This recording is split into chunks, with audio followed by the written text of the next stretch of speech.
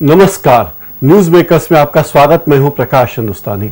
आज इस कार्यक्रम में हमारे खास मेहमान हैं एडवोकेट रमेश शर्मा जी। आपका बहुत बहुत स्वागत है हमारे स्टूडियो में। आपका भी नमस्कार, बहुत बहुत स्वागत है। रमेश शर्मा जी इंदौर में कम्युनिटी पुलिसिंग के प्रमुख हैं, यानी नगर सुरक्षा समिति के जिला संयोजक हैं। इंदौर शहर में और आसपास के कस्बों में, इंदौर जिले की बात करें तो करीब 11,500 नगर सुरक्षा समिति के कार्यकर्ता हैं और आप उसके प्रमुख हैं। आपसे बात करेंगे कम्युनिटी पुलिसिंग क्या है और क्या इसके मायने। कम्युनिटी पुलिसिंग का कंसेप्ट जो है ये 1996 में इंदौर से इसकी शुरुआत हुई है, 26 जनवरी 1996 से। कम्युनिटी पुलिसिंग का ये है कि जो आम जनता है वो पुलिस के कार्यों में जन भागीदार बने, उनकी भागीता बढ़े।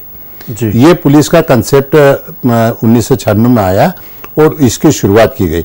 जन भागीदारी का मतलब ये है कि पुलिस के जितने भी कार्य हैं, जो पुलिस के सुरक्षात्मक कार्य हैं, अपराधों को रोकने के कार्य हैं, उसमें आम जनता की जन भागीदारी बढ़े ताकि पुलिस को अपना सूचना तंत्र जो है और व्यवस्था के नाम पर जो है वो काफी लोग इसमें जनता के रूप में मिल सके, सहयोग के रूप में। शायद एक ये भी विचार रहा होगा कि पुलिस अधिकारी और कर्मचारियों के तबादले होते रहते हैं, लेकिन स्थानीय नागरिक यहीं रहने वाले हैं तो उन्हें ज्यादा ज्ञान है।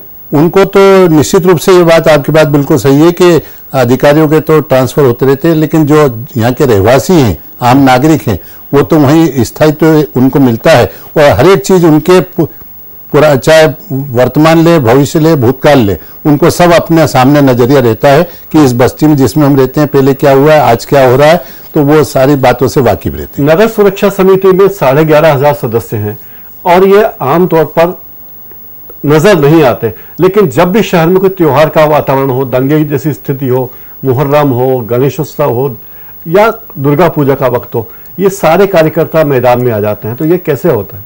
ये हमेशा तो ये लोग आ नहीं पाते हैं और इनको हम बुलाते भी नहीं हैं, क्योंकि जो सदस्य इसमें शामिल हैं ये 11,500 सदस्य वो लोग हैं जिसमें कि पढ़ा लिखा तबका भी है, अधिकारी भी, ये जो व्यवसाय करने वाले हैं, दुकानदार हैं, प्रोफेसर हैं, लेक्चरर हैं, एडवोकेट हैं, इंजीनियर हैं, श्रमिक वर्ग के लोग हैं जो दिन भर मेहनत मजदूरी करते हैं, वो हमारे साथ है। शासकीय कर्मचारी भी इसमें आ सकते हैं? शासकीय कर्मचारी भी इसमें आ सकते हैं, अपनी सेवाएं दे सकते हैं जी।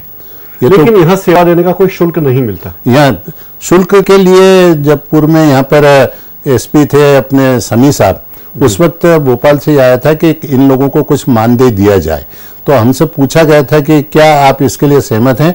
हमने इसके लिए बिल्कुल मना कर दिया था कि सेवा जब तक ये, जब तक वो निस्वार्थ और बगैर किसी मेहनताने की जाए, नहीं तो फिर वो नौकरी हो जाती है। और इसी में आनंद है कि हम अपने व्यवसाय, अपने रोजमर्रा के जीवन यापन का साधन करते हुए और हम कुछ एक्स्ट्रा समय निकाल के और समाज को अर्पित कर सके, इससे ज्यादा बड़ी बात कुछ नहीं। शर्मा जी, आप खुद वकील हैं और कोर्ट में जाते हैं, लेकिन इसके अलावा अपने वकालत के पेशे के अलावा भी आप नियमित रूप से एसएसपी ऑफिस में बैठते हैं, एसपी ऑफिस में बैठते हैं। जी। और कहाँ दफ्तर है आपका और क्या क्या वहाँ सुविधा है? एसएसपी कार्यालय में एक नगर सुरक्षा समिति का केंद्रीय कार्यालय बनाया हुआ है। पूर्व में इसमें दिन भर समय देते थे हम, लेकिन अभी 11 से 1 का समय इसमें फिक्स किया हुआ है, जिसमें कि पूरे जिले से जो हमारे सदस्य हैं, संयोजक हैं, वो अपनी कुछ समस्याएं लेके आते हैं। कुछ लोगों को लेके आते हैं कि इनके यहाँ पारिवारिक झगड़े हो रहे हैं, इनको किस प्रकार से निपटाएं अपन, या मोहल्ले में इस प्रकार की कोई समस्या है, कहीं कोई आपराधिक गतिविधि चल रही है, इसकी सूचना हमको देना है, या तो आप दे दीजिए, नहीं तो हम उनको गाइड कर देते कि आप अपने थाना प्रभारी या एसडीओपी या सीएसपी को आप दे दीजिए। मैंने सुना है कि कम्युनिटी पुलिसिंग के जरिए, यानी नगर सुरक्षा समिति के जरिए आपने कई मामले निपटाए जो पारिवारिक झगड़े के थे।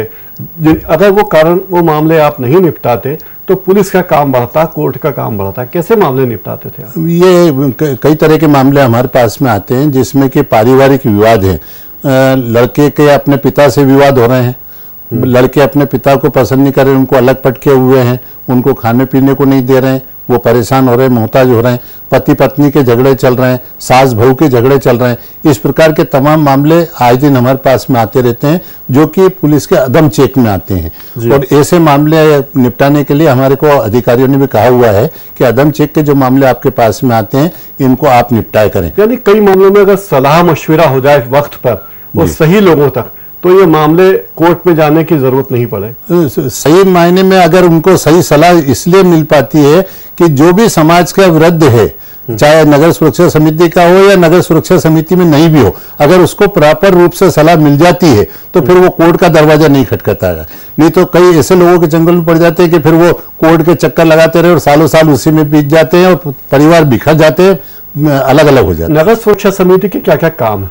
नगर सुरक्षा समिति का मुख्य काम तो ये है कि जो आम जनता और पुलिस के बीच में जो दूरी है उसमें सेतु का काम करने का है जी। प्रथम काम तो ये। दूसरा है कि जो अपराध हैं वो अपराध होने से किस प्रकार से रोके जाए या उनमें किस प्रकार से कमी की जाए। अगर हमारे पास में कोई ऐसी सूचना है कि किसी बस्ती में, किसी कॉलोनी में कोई अवैध गतिविधि चल रही है या कोई विवाद हो सकता है, तो ऐसी तमाम सूचनाएं हमको थाने पे अधिकारियों को पहुंचाना चाहिए ताकि वो उनको रोक सके।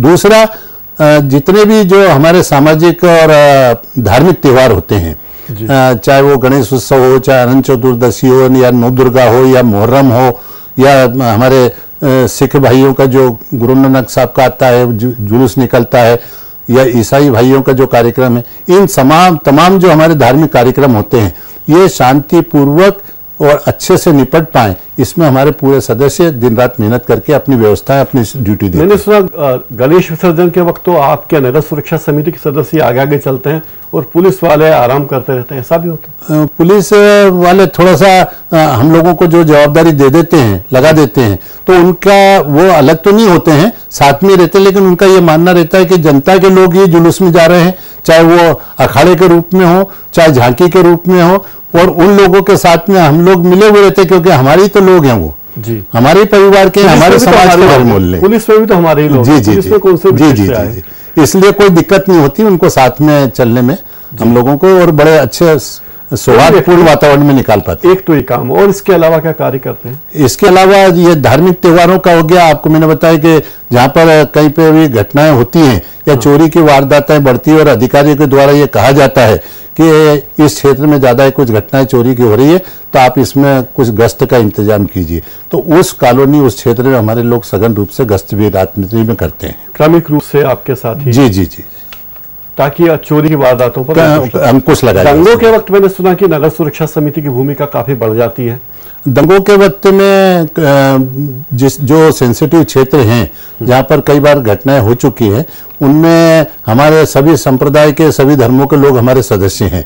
इसमें सभी तरह के लोग हमारे साथ में आ जाते हैं, सभी धर्मों के, सभी तरह के लोग, सभी वर्ग के लोग, और इसलिए जहाँ पे भी दंगे होते हैं उनको समझाइश देने में, शांति व्यवस्था बनाए रखने में, और कर्फ्यू के समय में या 144 के वक्त में व्यवस्था करने में इसलिए आसानी होती है। उन लोगों से तालमेल बेहतर रूप से हम कर पाते हैं और अधिकारियों का उसमें सहयोग प्राप्त हमको होता है।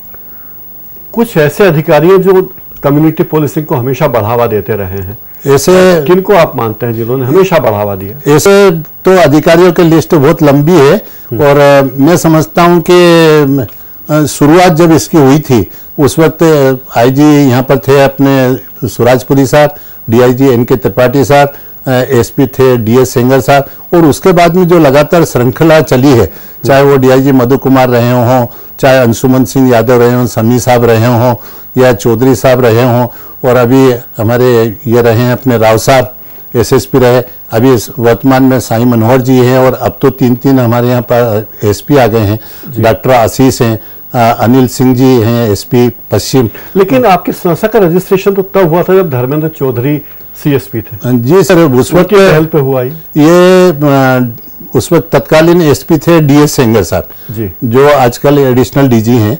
उन्होंने एक मीटिंग में 96 में ये कहा था कि संस्थाएं कई बनती बिगड़ती, मैं इसको स्थायित्व प्रदान करना चाहता हूं और इसका रजिस्ट्रेशन कराया जाए। तो ये जवाबदारी तत्कालीन सीएसपी 98 में धर्मेंद्र चौधरी साहब थे, उनको दी गई थी, और इसका रजिस्ट्रेशन उस वक्त कराया गया। इसके बाद एक कानून बना मध्य प्रदेश सरकार ने। इसका कानून जो मध्य प्रदेश सरकार ने बनाया, 1996 में इसकी स्थापना इंदौर में हुई और 98 कानून नहीं था, उस वक्त तो कोई कानून नहीं था, और 98 में उसका रजिस्ट्रेशन हुआ।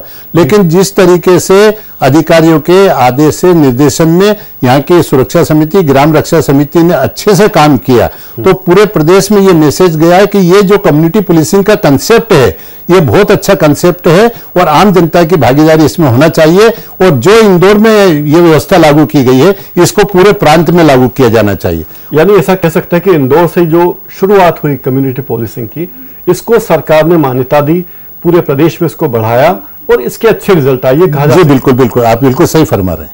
और ये कानून बना, इस कानून में क्या प्रावधान है? इस कानून में ये प्रावधान है कि सदस्यता किस प्रकार की रहेगी, कौन लोग सदस्य इसके बन सकते हैं, मतलब आपराधिक उनका रिकॉर्ड नहीं हो, कोई राजनीतिक दल से नहीं हो, ये तमाम उसकी व्यवस्था तो उसमें दी गई है। राजनीतिक कार्यकर्ता इसमें नहीं आ सकते हैं, लेकिन सरकारी कर्मचारी, अधिकारी, सरकारी कर्मचारी वगैरह सब आ सकते हैं। अच्छा, और इसमें कई लोग कहते हैं कि नगर सुरक्षा समिति के लोग दलाली करते हैं पुलिस वालों की, ऐसा है कुछ?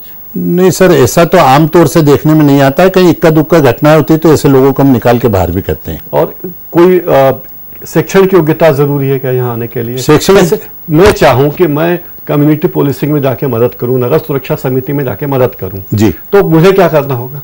आपको, अगर आप नगर सुरक्षा समिति में सहयोग करना चाहते हैं, कम्युनिटी पुलिसिंग में पुलिस को सहयोग करना चाहते हैं, तो आपको जिस कॉलोनी, जिस क्षेत्र में, थाना क्षेत्र में रहते हैं, वहां के या तो आप थाने पे फॉर्म भर के दे सकते हैं, हाँ, या जो हमारे संयोजक हैं, बीट संयोजक हैं, थाना संयोजक हैं, उनको फॉर्म भर के दे सकते हैं। फॉर्म के साथ में 2 फोटो आपको लगाना पड़ते हैं, प्लस आजकल हमने कंपलसरी ये कर दिया कि आपको फोटो आईडी भी उसके साथ में लगाना पड़ेगा।